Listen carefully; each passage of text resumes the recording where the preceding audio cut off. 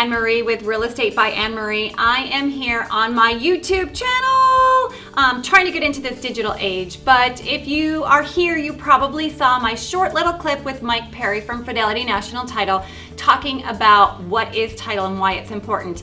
Today I am bringing Mike back. I'm very excited to have him, and we are going to talk about the top 3 issues that he gets in title and the title report and the preliminary title report. So here he is, Mike Perry with Fidelity National Title. Hi! Thanks again, Anne-Marie. It's always great to be on Anne-Marie's team. She does a fantastic job out there. Thank you, Mike. What title companies do, what we provide for the agents when they're going for a listing appointment, they're going to meet a potential seller, is information on the ownership of the property, how many loans are against the property that are still showing that they're not paid up yet, easements. So when they're looking to meet with the seller, they know who the seller is. A lot of times people think they own a property and they don't realize on the deeds there was somebody else on title with whoever deeded it to them, and maybe they didn't know that. So we verify the ownership before they go and take the listing, and that helps. With trust, sometimes we have a probate issue, sometimes we have a deceased person who has a trust that's in great standing. In that case, we would need copies of the trust just to see who is the successor.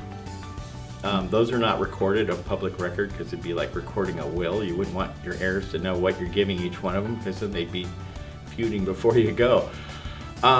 So we clear up the ownership so they know who they're dealing with. So Mike, a question on that. If you had somebody who, let's say a deceased person owned the property and one person thought they owned it and another person comes later on to say, hey, you know, I actually own this, my father, my grandfather, my uncle willed it to me. How do you deal with that? A lot of times we can clear it up by doing quitclaim deeds before they go into escrow or during the process just to clear the interest. Okay, interesting. So then the top 1 issue was ownership. Issue number 2 in title? A lot of times people don't see easements on their property. They don't know they're there. Say there's an underground utility easement that's within the first 10 feet of your front yard. We would show that easement and we would plot it out on a map. Sometimes you have to share a driveway with the neighbor because they would be too narrow to have access to your garage unless you could overlap the neighbor's garage. We would show that easement if it's recorded. And if it isn't, and we think it's a problem, we can help create the easement to make it legitimate. So Mike, what you're saying is when a buyer is buying and gets the title report, they need to read it and they need to see those easements and understand what they are, correct? That's right. And that's another call I get a lot when people don't understand their easements, and I love it when I can explain it to them in detail.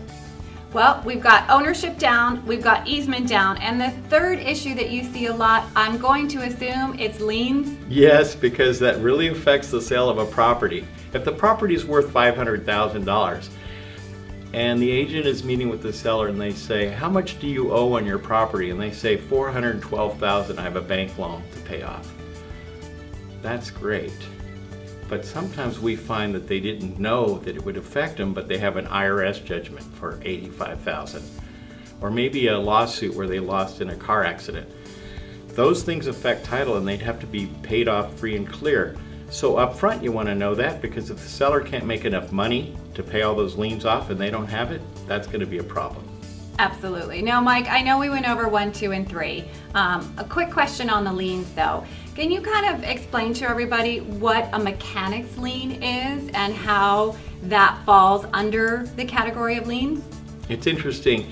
If I were to hire a carpet guy and he came over and I said, all right, I'll pay $20,000 for carpet, and he doesn't do a good job, and you can tell he's not going to do a good job, and you say, wait a minute, cancel it, I don't want to do this, and then you don't pay him. If there's a signed contract that you signed and you're obligated, he could put a mechanic's lien on your property by just recording a simple form, and they're real easy to get. They expire after 90 days. So what happens is they can either re-record it every 90 days, but you would have to address that if you're selling your house, because we've got an unpaid contractor who thinks he deserves money. The other thing you can do is turn around and sue your contractor and say, you didn't do the job, I'm not paying you. And small claims court is usually the place for that. Mike, now that we've gone over the top 3 title issues, which were ownership, easements, and liens, I do have one more question for you. And it's come up with a client of mine, and that is the homestead. Can you explain to the viewers what is a homestead and how do we file and do we need to file and what that whole thing means? I think that question comes up a lot because new homeowners get inundated with a lot of scam letters saying, for instance, if you don't record a homestead agreement, you could lose your house, and this company will draw it up for $80 or whatever and send it to you. You still have to get it notarized, you still have to get it recorded. You basically don't even need it because if it's the house you live in, you're still protected. The only reason is if you were getting sued or something and you want to make sure they couldn't touch a percentage of your equity in the judgment, you might want to record one, but the forms are available for free. They're easy to fill out, and you still have to sign them in front of a notary and get them recorded. But it's not something you have to do. They also get scam letters for homeowners exemptions. If you live in a property in California, Prop 13 allows you to, if it's your dwelling where you're staying, you get a $7,000 reduction off the assessed value of your property. So they send letters saying, you need to do this, we'll do it for you for $67. And it's done automatically through escrow, and it's something you can do for free by filling out the form if it wasn't done in escrow and just sending it in. But when you think about, if you buy a $600,000 house and they reduce the assessed value by $7,000, you're still assessing at $593,000. So it's not like a big deal. Mike, thank you so much. You know, there is one thing that you jogged my memory about that I want to ask you. You talked about Prop 13 with the median age of homeowners actually going up. We have so many homeowners now that can actually take advantage of Prop 60 and Prop 90. Can you explain to the viewers what is Prop 60 and 90? It's a great catch-all for people over 55 years old that want to move down, and they've maybe have bought their property 30 years ago and they're assessed at a very low value because of Prop 13. If they choose to buy another property, they can carry that low tax base to the next property as long as the property they're buying is less in value than the one they're selling. So it sounds like if I bought my home many years ago and it has appreciated in value and now I want to downsize, I want to go to a smaller townhouse, a smaller home, a condo, then my taxes are going to be at what I bought the house for. Let's say back in the 70s at $50,000? I'd say basically correct. It's the same percentage based. So say and I have one now that the assessed value is about $200,000 and the house is worth $3 million because they've had it in the family so long. So in a case like this, if they sell for $3 million and the family decides to buy a property and some counties accept it from LA too. It doesn't just have to be in Los Angeles. Now Riverside County is one of those counties you can transfer your tax bases. So if they wanted to buy a property in Palm Springs, for instance, for $2.5 million, they would still have that low assessed value of what they had on the previous property.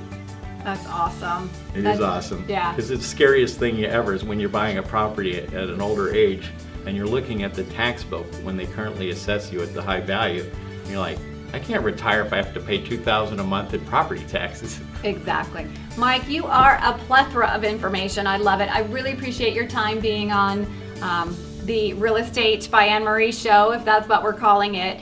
So thank you so much. Thanks everybody for watching, and tune in. I'm going to be interviewing more people from my team throughout the week so that you guys can see what happens behind the scenes during your escrow. Thanks so much. Bye.